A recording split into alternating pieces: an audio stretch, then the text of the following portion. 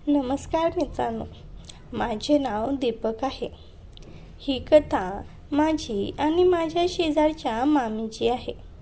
तिचा नवरा नाईट शिफ्टला गेल्यावर एके दिवशी मामी आमच्या घरी आली आणि मला लहान समजून तिच्या घरी झोपायला घेऊन गेली.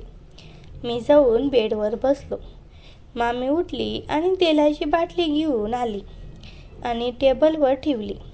मला काहीतरी गडबड वाटली, पण मी काहीच बोललो नाही.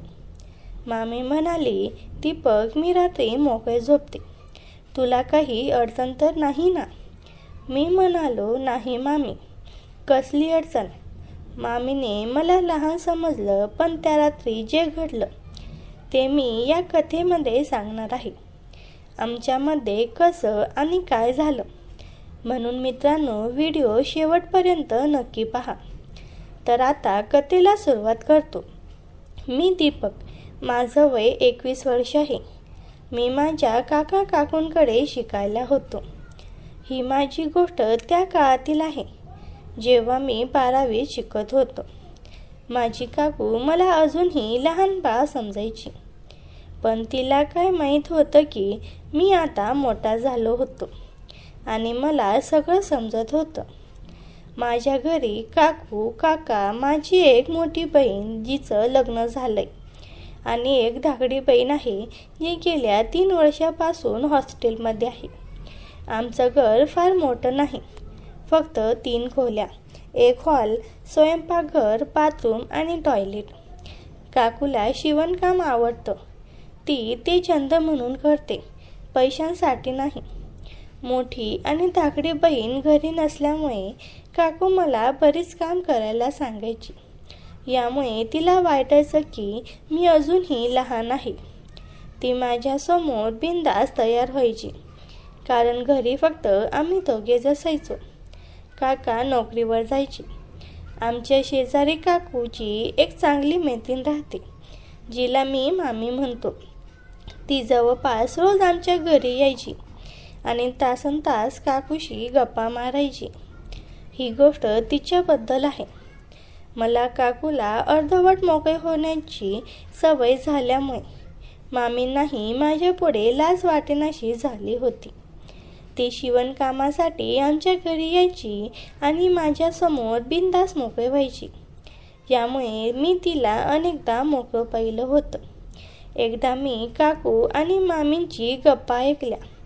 मामी सांगत होती की मामा तिला समाधान देऊ शकत नाहीत, त्यामुळे ती रोज आपल्या जीवनाला बोटाने सुंदर अनुभव द्यायची आणि तिला याची सवय झाली होती.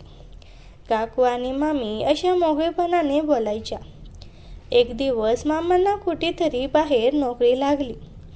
आता मामा फक्त रविवारीच घरी येऊ शकायची. मामी आणि मामांनी काकूला विचारलं की मी रात्री मामींच्या घरी झोपायला जाऊ शकतो का?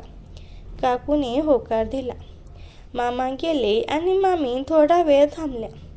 मामी म्हणाल्या, खरंच सांगा, तुला काही अडचण तर नाही ना जर दीपक रोज माझ्या घरी झोपायला आला?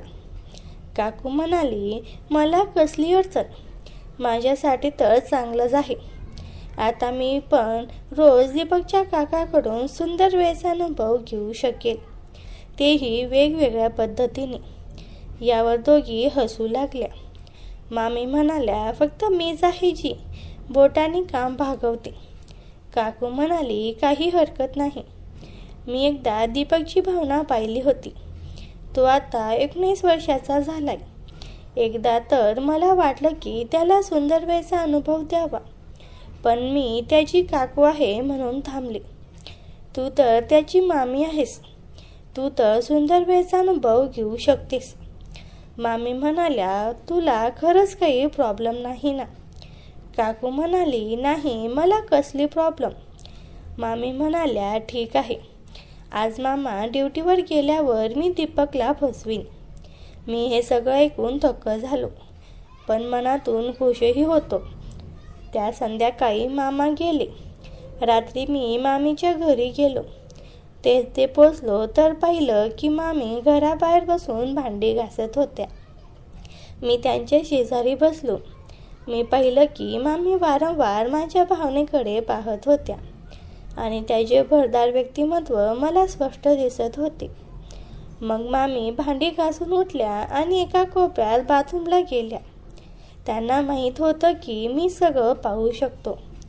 मग मामी म्हणाल्या, दीपक, तुझे काका आले का? मी म्हणालो, हो मामी, आले. तर मामी म्हणाल्या, बरं, जेवण केलंस का की माझ्याबरोबर जेवणार? मी म्हणालो, नाही मामी, मी जेवून आलोय. त्या उठल्या, घरात आल्या आणि हात धुवू लागल्या. मग त्यांनी घर आतून बंद केलं आणि म्हणाल्या, चल टेबलवर बसूया, जोपर्यंत मी जेवण करते. त्या जेवायला लागल्या. मी फक्त त्यांचे व्यक्तिमत्व पाहत होतो. हे पाहून मामी म्हणाल्या, खूप मोठा झालास रे दीपक, पहा किती लांबलचक. तुझ्या मामीला तर तू असंच उचलून घेशील.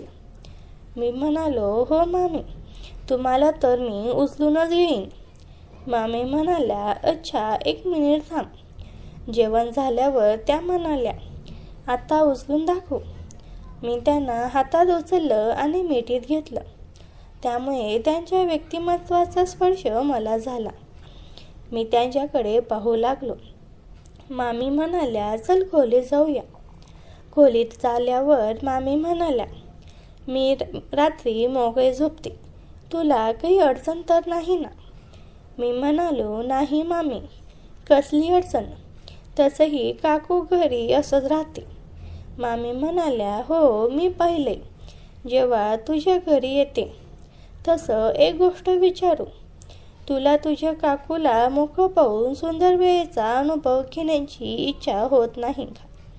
तू तर मोठा झालास. मी मोकळेपणाने बोललो, होतं तर, पण काय करू, कसं बोलू? मामी म्हणाल्या, अच्छा, मग हे सांग, तुला तुझी मामी कशी वाटली? तू मलाही तर अनेकदा मोकळं पाहिलंय. मी म्हणालो, मामी, तुम्ही तर आणखी सुंदर आहात, पण तुमचे व्यक्तिमत्व काकू एवढे मोठे नाहीत.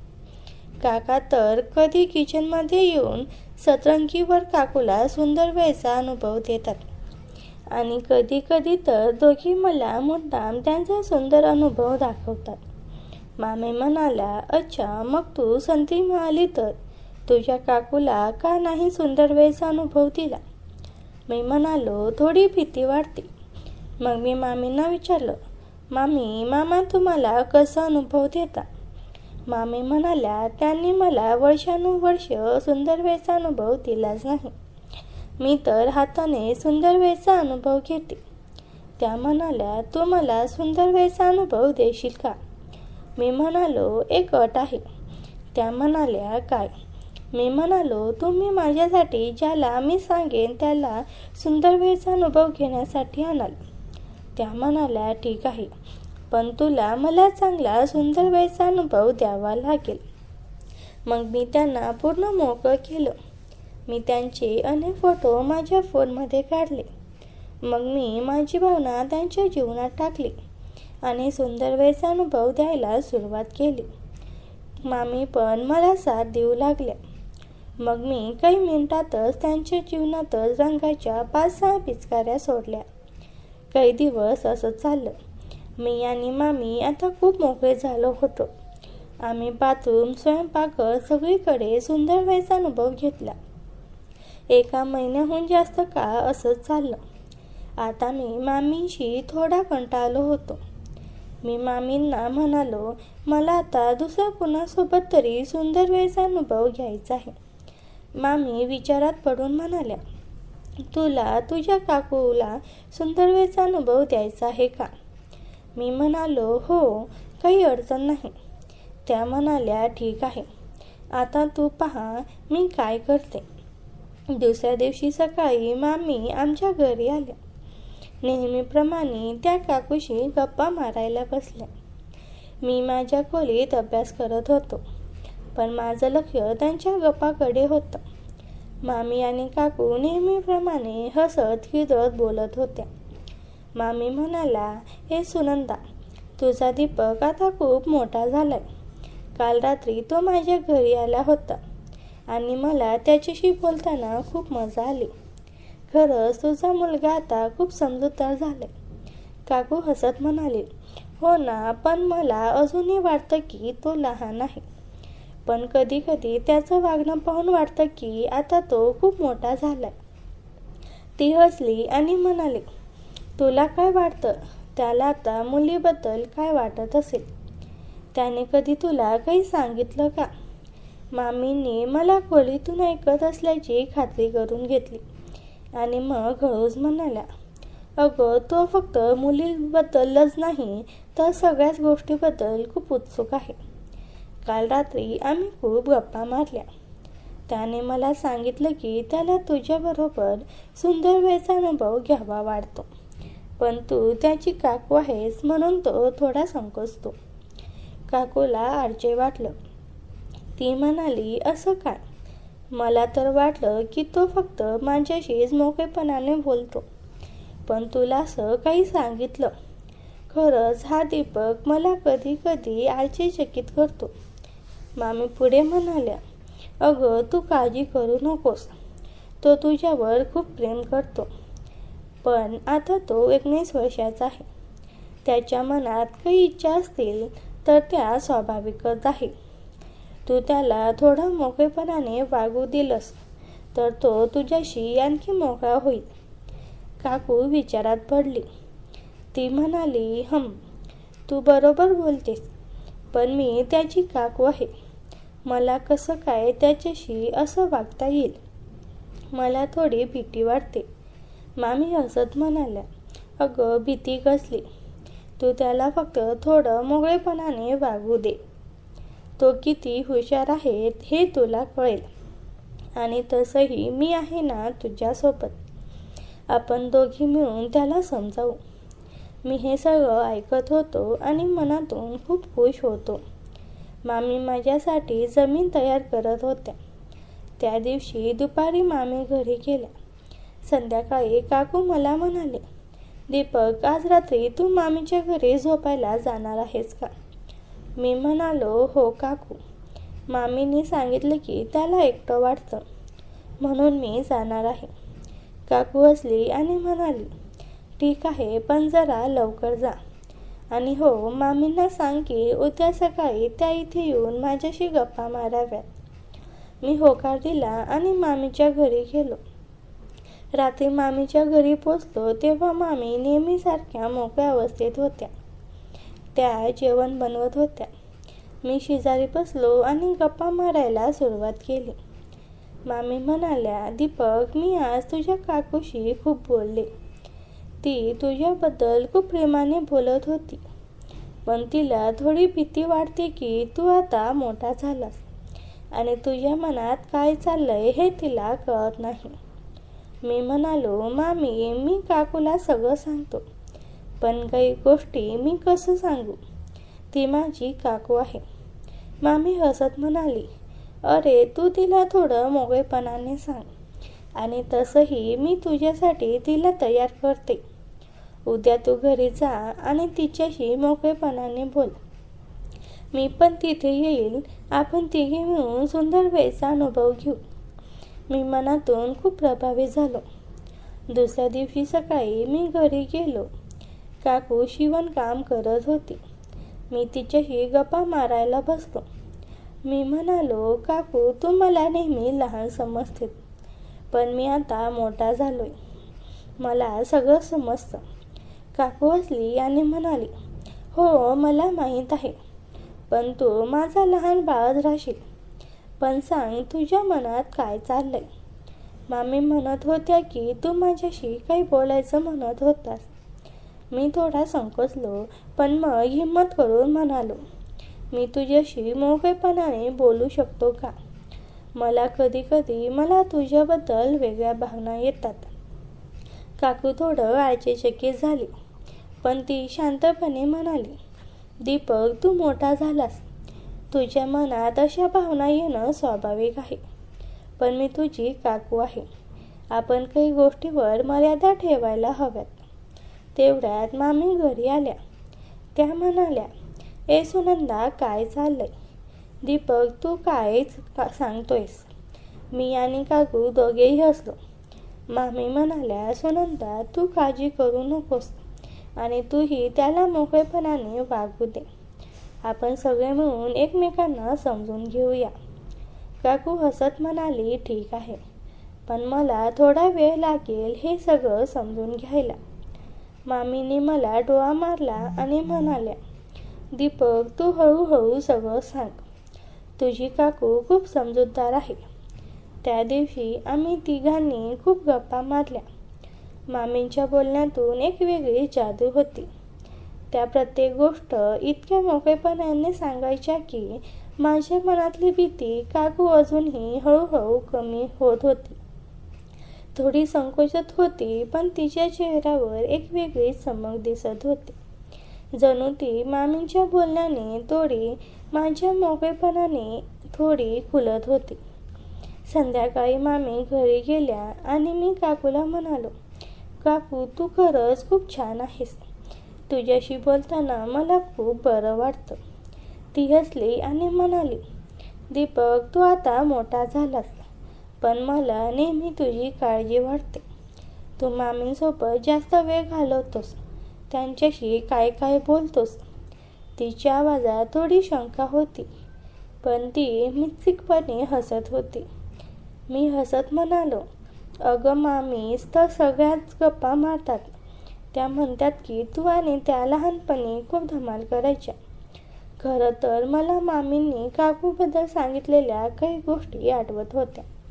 त्यांच्या कॉलेजच्या दिवसापासून ते त्यांच्या गावातल्या खड्या गोष्टीपर्यंत. पण जी जाणीवपूर्वक विषय बदलला. काकू, तू आणि मामी खरंच इतक्या जवळच्या मैत्रिणी आहात? मी थोडं वेगळ्या भावनेने विचारलं. काकूने माझ्याकडे पाहिलं आणि तिच्या डोळ्यात एक वेगळी चमक दिसली. ती म्हणाली, दीपक, तू आता खूप हुशार झालास, पण काही गोष्टीसाठी तुला अजून थोडा वेळ लागेल. ती उठली आणि स्वयंपाकघरात गेली. मला वाटलं आता काहीतरी बोलायचं, पण माझी हिंमतच झाली नाही. त्या रात्री मी मामींच्या घरी गेलो नाही. मनात एक विचित्र उत्साह आणि संभ्रम होता. दुसऱ्या दिवशी सकाळी मामी पुन्हा आमच्या घरी आल्या. त्यावेळी आमच्यासोबत एक छोटी बॅग होती. जणू त्या कुठेतरी जाणार होत्या. सुनंदा, आज मला थोडं लवकर निघावं लागेल, त्या म्हणाल्या. पण त्याआधी आपण तिघांनी मिळून काहीतरी मजा करूया. दीपक, तू तयार आहेस का? मामींच्या बोलण्यातली ती खड्या चमक मला पुन्हा दिसली. काकू हसत म्हणाली, काय मजा? तुझ्या डोक्यात काय चाललंय? सांग बरं. मामींनी बॅग उघडली आणि त्यातून एक जुना फोटो अल्बम काढला. आज आपण जुन्या आठवणींना उजाळा देऊया, त्या म्हणाल्या. आणि दीपक, तुला तुझ्या काकूंच्या कॉलेजच्या गोष्टी ऐकायला आवडतील. आम्ही तिघं बसलो आणि अल्बम पाहायला लागलो. त्यात काकू आणि मामींचे कॉलेजमधले फोटो, त्यांच्या सहलीचे फोटो आणि काही गमतीशीर क्षण होते. प्रत्येक फोटोमागे एक कहाणी होती. मामी सांगत होत्या, सुनंदा, आठवते का, तू त्या एका मुलाला कशी फसवलं होतंस. त्याला वाटलं की तू त्याच्यावर खरंच प्रेम करतेस. काकू लाजली आणि म्हणाली, अगं, तू हे सगळं का सांगतेस? दीपक समोर तरी शांत बस. पण तिच्या चेहऱ्यावर हसू होतं. मी विचारलं, काकू, खरंच तू कॉलेजमध्ये इतकी धमाल करायचीस? ती म्हणाली, हो, पण त्या सगळ्या गमती होत्या. तुझ्या मामीला तर सगळ्यांना चिडवायची सवय होती. मामी हसत म्हणाल्या, आणि आता तुझा मुलगा तुझ्यापेक्षा पुढे गेलाय सुनंदा. हा दीपक तर खूपच हुशार आहे. त्या गप्पामधून मला एक गोष्ट लक्षात आली की काकू आणि मामींची मैत्री खूप खोल होती. त्यांनी एकमेकांशी सगळं शेअर केलं होतं, अगदी त्यांच्या आयुष्यातल्या गुपितांपासून ते स्वप्नापर्यंत. पण मला अजूनही वाटलं होतं की मामी काहीतरी लपत होत्या. त्यांच्या बोलण्यात एक वेगळा अर्थ होता. जणू त्या मला आणि काकूला एका वेगळ्या दिशेने घेऊन जाण्याचा प्रयत्न करत होत्या.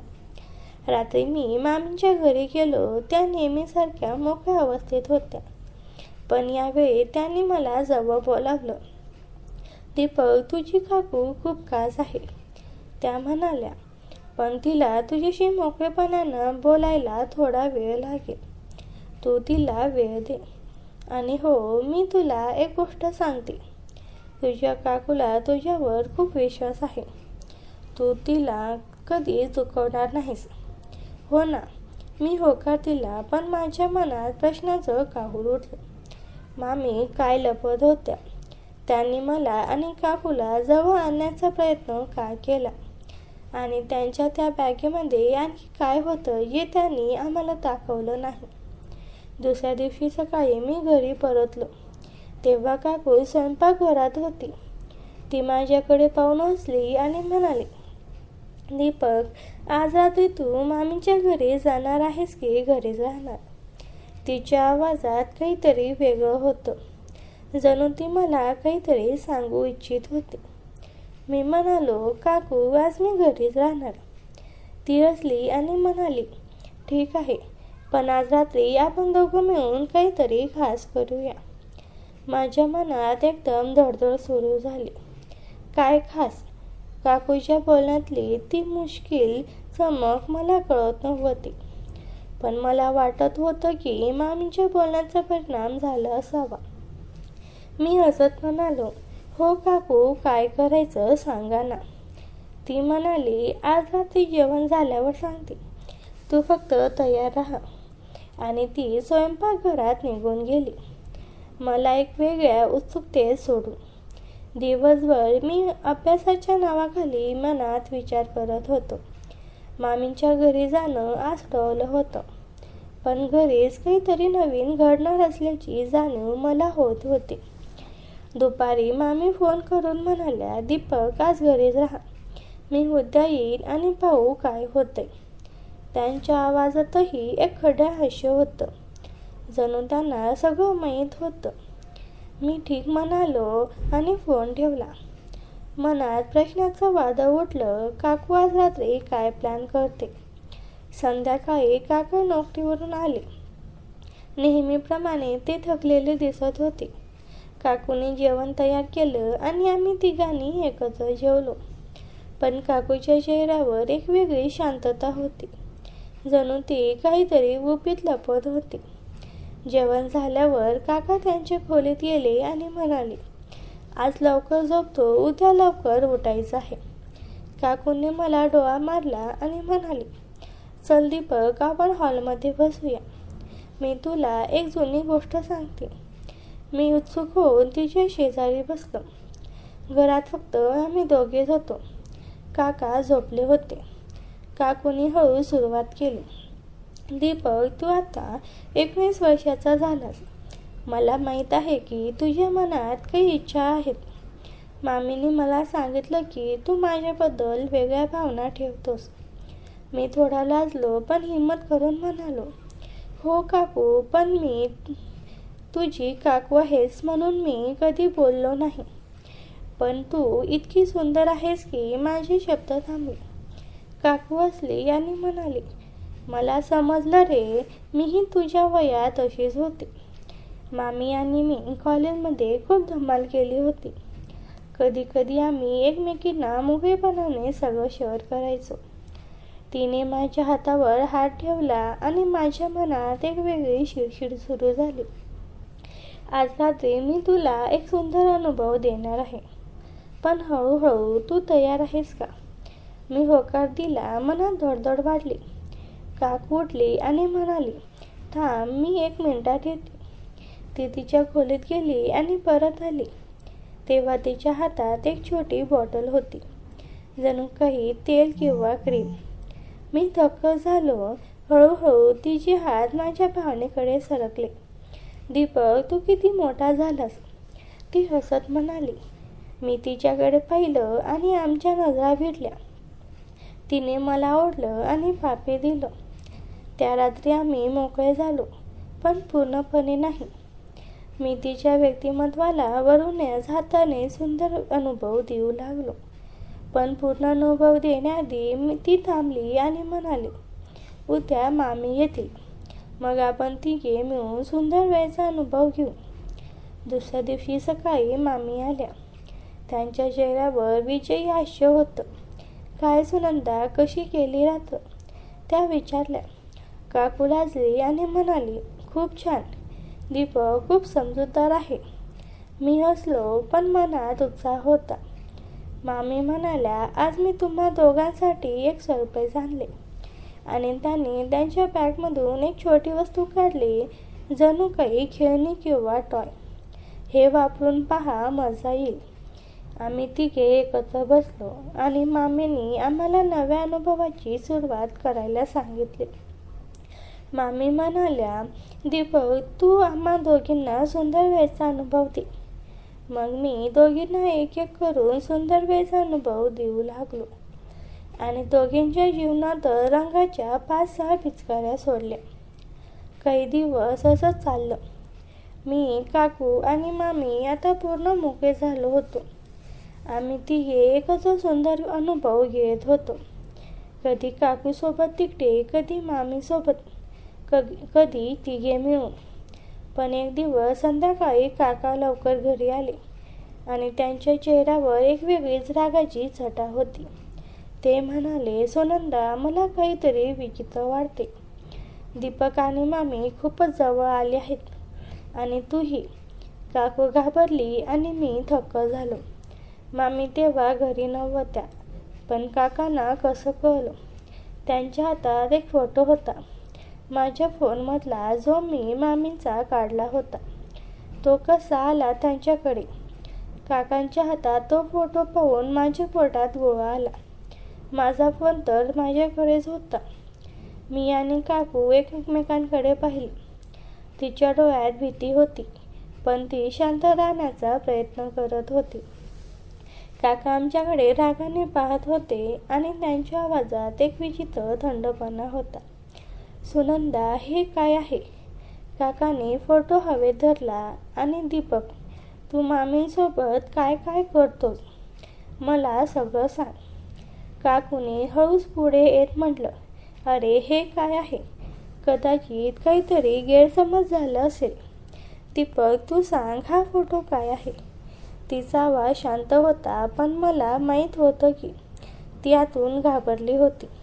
मी पण घाबरलो होतो, पण काहीतरी बोलायचं होतं. काका, हा फोटो मी मामीचा काढला होता, पण फक्त गंमतीत. मी खोटं बोलण्याचा प्रयत्न केला, पण माझा आवाज थरथरत होता. मामी भांडी घासत होत्या आणि मी फक्त मजा म्हणून.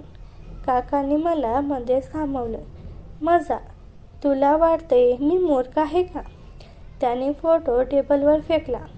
हा फोटो मला कोणीतरी पाठवला आहे आणि त्याने मला सांगितलं की तू आणि मामी गेले काही दिवस खूप काही करत आहात आणि सुनंदा, तू यात सामील आहेस. हे मला कसं काय माहीत नाही. काकू आणि मी दोघीही अवाक झालो. कुणीतरी काकांना हा फोटो पाठवला, पण कोण? माझ्या फोनमधला तो फोटो फक्त माझ्याकडेच होता आणि मामींनी तर तो कुणालाच दाखवला नसता. पण मला खात्री होती. माझ्या डोक्यात प्रश्नाचं काहूर उठलं. कुणीतरी माझा दाटा चोरला होता का? की मामीच्या घरी कुणीतरी माझ्यावर नजर ठेवत होतं? काकूनी शांतपणे काकांना समजावण्याचा प्रयत्न केला. अरे, तू एवढा राग का करतोस? मामी माझी मैत्रीण आहे आणि दीपक फक्त तिच्या घरी झोपायला जातो. तिथे काहीच गैर नाही. पण काकाचा राग कमी होत नव्हता. सुनंदा, मला सगळं माहीत आहे. मला फक्त फोटोज नाही तर काही मेसेजही मिळालेत आणि त्यात तुझ्या आणि मामींच्या गप्पांचा उल्लेख आहे. काकाने त्याचा फोन काढला आणि काही मेसेज आम्हाला दाखवले. माझ्या आणि मामींच्या गप्पांचा तपशील त्यात होता. आम्ही काय बोललो, काय केलं, अगदी मामींच्या त्या खड्या टिपण्यापर्यंत. मी थक्क झालो. काका, हे मेसेज कोणी पाठवले? मी विचारलं, पण काकाने मला दुर्लक्ष केलं. ते म्हणाले, दीपक, तू आणि मामी यापुढे एकत्र भेटायचं नाही. आणि सुनंदा, तुला माहीत आहे की मी किती विश्वासाने तुझ्यावर आणि दीपकवर प्रेम करतो. पण हे सगळं मला सहन होणार नाही. त्या रात्री घरात एक विचित्र शांतता पसरली. काका त्यांच्या खोलीत गेले आणि मी आणि काकू हॉलमध्ये बसलो. मी हळूच विचारलो, काकू, हे सगळं कसं काय झालं? त्या फोटोबद्दल तुला माहीत होतं का? काकूने डोळे बंद केले आणि दीर्घ श्वास घेतला. दीपक, मला नाही माहीत कुणी हे केलं, पण मला वाटतंय की आपण सगळे खूप मोकळे झालो होतो. मामीसोबतच्या गप्पामुळे आपण काही गोष्टींना जास्त झलकं घेतलं. थांबली आणि पुढे म्हणाली, आणि तुझ्या काकांना हे सगळं कळलं. याचा अर्थ ती कोणीतरी आपल्यावर नजर ठेवत आहे. माझ्या मनात भीती दाटली. कोणीतरी आमच्यावर नजर ठेवत होतं, पण कोण आणि का? मामींच्या घरी मी आणि त्या एकटेच जायचे. मग हे फोटो आणि मेसेज काकांना कुणी पाठवले? मी माझा फोन तपासला. सगळे फोटो तसेच होते आणि मला कुठेही काही चिन्ह दिसलं नाही. पण तरीही माझ्या फोनमधला तो फोटो बाहेर गेला होता. दुसऱ्या दिवशी सकाळी मी मामींच्या घरी गेलो. त्यांना सगळं सांगितलं. मामींचा चेहरा पांढरा पडला. दीपक, मी कोणालाच काही सांगितलं नाही आणि तुझा फोन माझ्याकडे कधीच नव्हता. त्या घाबरलेल्या आवाजात म्हणाल्या, पण मला एक गोष्ट सांगायची आहे. त्या थांबल्या, जणू काहीतरी मोठं गुपित सांगणार होत्या. काय मामी, सांगा ना, मी उत्सुकतेने विचारलं. मामीने खोल श्वास घेतला आणि म्हणाल्या, दीपक, गेले काही दिवस मला वाटतंय की माझ्या घरात कुणीतरी येतंय. रात्री मला काही विचित्र आवाज येतात आणि कधी कधी माझ्या सामानाचं स्थान बदललेलं दिसतं. माझ्या मनावर काटा आला. मामी, तुम्हाला खरंच असं वाटतं? मग तुम्ही मला का नाही सांगितलं? मला वाटलं की माझा भास असेल, त्या म्हणाल्या. पण आता तुझ्या काकांना तो फोटो मिळाला म्हणजे खरंच कुणीतरी आपल्यावर नजर ठेवत आहे. आणि मला भीती वाटते की हे सगळं फक्त तुझ्या आणि माझ्या गप्पापुरतं मर्यादित नाही. मी विचारात पडलो. मामीच्या घरात कुणीतरी येत होतं आणि जर खरंच कुणीतरी आमच्यावर नजर ठेवत असेल तर त्याचं कारण काय? आमच्या गप्पा, आमचे सुंदर अनुभव, हे सगळं कुणाला सांगण्यात काय स्वारस्य आहे? आणि काकांना हे सगळं कुणी सांगितलं? मी मामींना म्हणालो, मामी, आज रात्री मी तुमच्या घरी झोपायला येतो. आपण पाहूया काय होते. मामींनी होकार दिला, पण त्यांच्या चेहऱ्यावर भीती स्पष्ट दिसत होती. पण दीपक, तुझ्या काकांना कळलं तर? मामी, काकांना आता सगळं कळले. आता आपल्याला सत्य शोधायला हवं, मी ठामपणे म्हणालो. त्या रात्री मी मामींच्या घरी गेलो. घरात एक विचित्र शांतता होती. मामी नेहमीसारख्या मोकळ्या अवस्थेत नव्हत्या आणि त्यांचा चेहरा गंभीर होता. दीपक, मला खरंच भीती वाटते, त्या हळूच म्हणाल्या. जर कुणीतरी आपल्यावर नजर ठेवत असेल तर आपण सापडू शकतो. मी त्यांना धीर दिला. मामी, काळजी करू नका, मी आहे ना. पण माझ्या मनातही भीती होती. मी घरात सगळीकडे तपासलं. खिडक्या, दरवाजे सगळं बंद होतं. पण मला एक गोष्ट खटकली. मामींच्या स्वयंपाकघरातली एक खिडकी पूर्ण बंद नव्हती. तिथे एक छोटीशी छिद्र होती. जणू कुणीतरी ती उघडून आत आलं होतं. मामी, ही खिडकी तुम्ही उघडी ठेवली होती का? मी विचारलं. नाही दीपक, मी तर सगळं बंद करते, त्या घाबरून म्हणाल्या. आम्ही दोघेही शांत झालो. मी त्या खिडकीकडे पाहत राहिलो. बाहेर अंधार होता आणि मला वाटलं की काहीतरी हललं. माझ्या मनावर इशारा आला. मी मामींना म्हणालो, मामी, आपण पोलिसांना बोलवायचं का? नाही दीपक, मामी घाबरत म्हणाल्या. जर पोलीस आले तर सगळं उघड होईल. आपण जे केलं ते सगळं बाहेर येईल. मी विचारात पडलो. मामी बरोबर होत्या, पण मग काय करायचं? तेवढ्यात मला पुन्हा आवाज आला. यावेळी घराच्या मागच्या दाराकडून खटखट. मामी, मागचं दार. मी ओरडलो. मामी धावत तिकडे गेलो. दार उघडं होतं. कुणीतरी आत आलं होतं.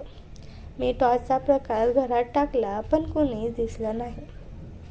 पण मला खात्री होती की कुणीतरी तिथे होतं. मामी माझ्या मागे आल्या आणि म्हणाल्या, दीपक, आपण घर सोडून जाऊया. मला खरंच भीती वाटते. पण मी थांबलो नाही. जर आपण आता पाहिलो तर आपल्याला कधीच कळणार नाही की हे सगळं कोण करते. मी हिंमत करून घरात शिरलो. टॉर्चचा प्रकाश हॉलमधून बेडरूमकडे टाकला. तिथेही काही दिसलं नाही. पण मला एक विचित्र जाणीव होत होती. जणू कुणीतरी आमच्यावर नजर ठेवत होतं. मी आणि मामी हळूहळू बेडरूमकडे गेलो. तिथे मामींच्या कपाटाजवळ एक छोटीशी डायरी पडली होती. मी ती उचलली आणि उघडली. त्यात काही नोट्स होत्या. माझ्या आणि मामींच्या भेटींच्या तारखा, वेळा आणि काही खाजगी गोष्टींचा उल्लेख. मामी, ही डायरी तुमची आहे का? मी विचारलं. नाही दीपक, मी कधीच अशी डायरी ठेवली नाही, त्या घाबरत म्हणाल्या. माझ्या डोक्यात विचारांचं वादळ उठलं. कुणीतरी आमच्या मागे होतं. कुणीतरी आमच्या प्रत्येक हालचालीवर नजर ठेवत होतं. आणि त्या व्यक्तीने काकांना सगळं सांगितलं होतं. पण कोण आणि का? दुसऱ्या दिवशी सकाळी मी घरी परतलो. काकू स्वयंपाकघरात होती, पण ती शांत होती. दीपक, काल रात्री काय झालं? तिने विचारलं.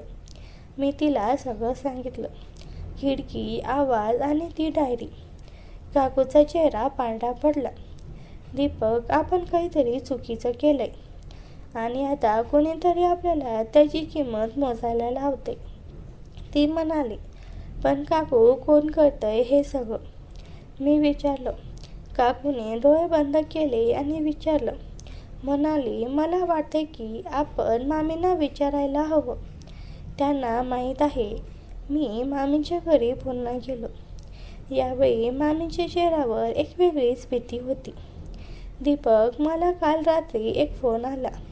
त्या हळूच म्हणाल्या, कुणीतरी मला धमकी दिली की जर मी तुझ्याशी भेटत झाली तर ते सगळं उघड करतील. काय? कोण होता तो? मी ओरडलो. मला नाही माहीत. आवाज ओळखीचा नव्हता. पण त्यांनी मला सांगितलं की ते माझ्या घरात येतात आणि माझ्या सामानात हात घालतात. माझ्या डोक्यात सगळं फिरायला लागलं.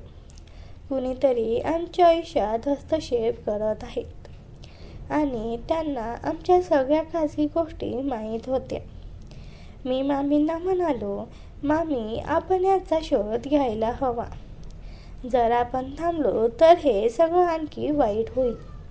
मामींनी होकार दिला, पण त्यांचा चेहरा भीतीने पांढरा पडला होता. आम्ही ठरवलं की आम्ही स्वतः या रहस्याचा शोध घेणार. मी माझ्या एका मित्राला, विशालला फोन केला. तो माझ्या शाळेपासूनचा मित्र होता आणि त्याला तंत्रज्ञानाची चांगली माहिती होती. मी त्याला सगळं सांगितलं, फक्त आमच्या सुंदर अनुभवाबद्दल नाही. आणि त्याला माझा फोन तपासायला सांगितलं. विशालने माझा फोन तपासला आणि तो थक्क झाला. दीपक, तुझ्या फोनमध्ये एक सॉफ्टवेअर आहे.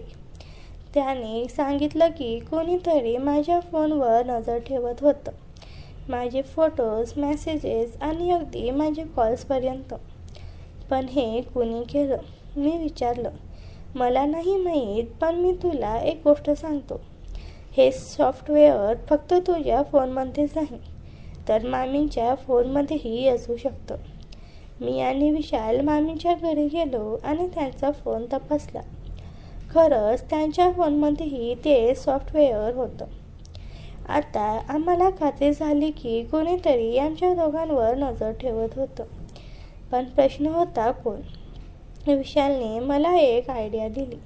दीपक, आपण या सॉफ्टवेअरचा माग काढू शकतो. मी माझ्या एका मित्राला, जो सायबर सिक्युरिटीमध्ये काम करतो, याबद्दल विचारतो. आणि आम्ही त्या मित्राला भेटलो. त्याचं नाव होतं राहुल. राहुलने आमच्या फोनमधलं सॉफ्टवेअर तपासलं आणि सांगितलं की ते एका विशिष्ट IP ॲड्रेसवरून कंट्रोल केलं जातं होतं. हा IP ॲड्रेस तुमच्या गल्लीतल्या एका घरातून येतो. त्याने सांगितलं. माझ्या मनावर काटा आला. आमच्या गल्लीतलं कोणीतरी घर, पण कोण?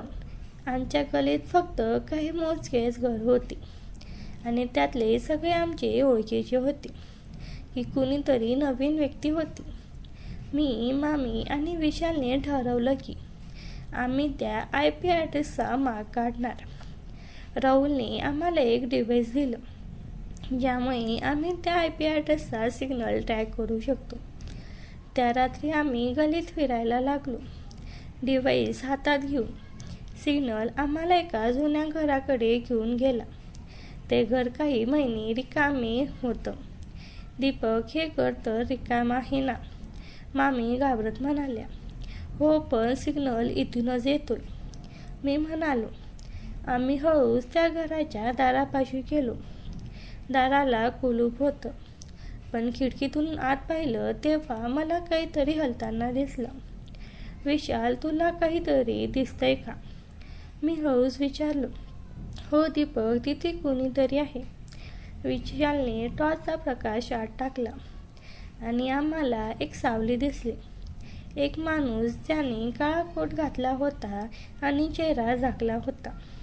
कोण आहे तिथे? मी ओरडलो, पण ती सावली पळाली. आम्ही त्या घराच्या मागच्या दाराकडे धावलो, पण तोपर्यंत तो व्यक्ती गायब झाली होती. आम्ही घरात शिरलो. तिथे एक टेबलवर काही कागद, एक लॅपटॉप आणि काही फोटो पडले होते. माझे, मामींचे आणि काकूंचे फोटो. त्यात माझ्या फोनमधले फोटोही होते आणि काही कॅमेराने काढलेले फोटो. जणू कोणीतरी आम्हाला गुपचूप फॉलो करत होतं. दीपक, हे पहा. विशालने एक कागद उचलला. त्यात एक नोट होती. तुम्ही जे करताय ते बंद करा, नाहीतर सगळं उघड होईल. माझ्या मनावर पण शहारा आला. ही धमकी होती. कोण करत होतं हे आणि का? त्या रात्री मी आणि विशाल घरी परतलो. मामींना आम्ही त्यांच्या मैत्रिणीकडे पाठवलं, कारण त्यांच्या घरात राहणं आता सुरक्षित नव्हतं. मी काकूला सगळं सांगितलं. ती घाबरली, पण तिने मला धीर दिला. दीपक, आपण हार मानायची नाही. आपण याचा शोध घेऊ. पण माझ्या मनात एक प्रश्न होता. काकांना हे सगळं कोणी सांगितलं आणि ती व्यक्ती आमच्या इतक्या जवळ कशी होती? मी माझ्या फोनमधले सगळे फोटो डिलीट केले आणि विशालने माझा आणि मामीचा फोन क्लीन केला. पण मला खात्री होती की ती व्यक्ती पुन्हा येणार होती. दुसऱ्या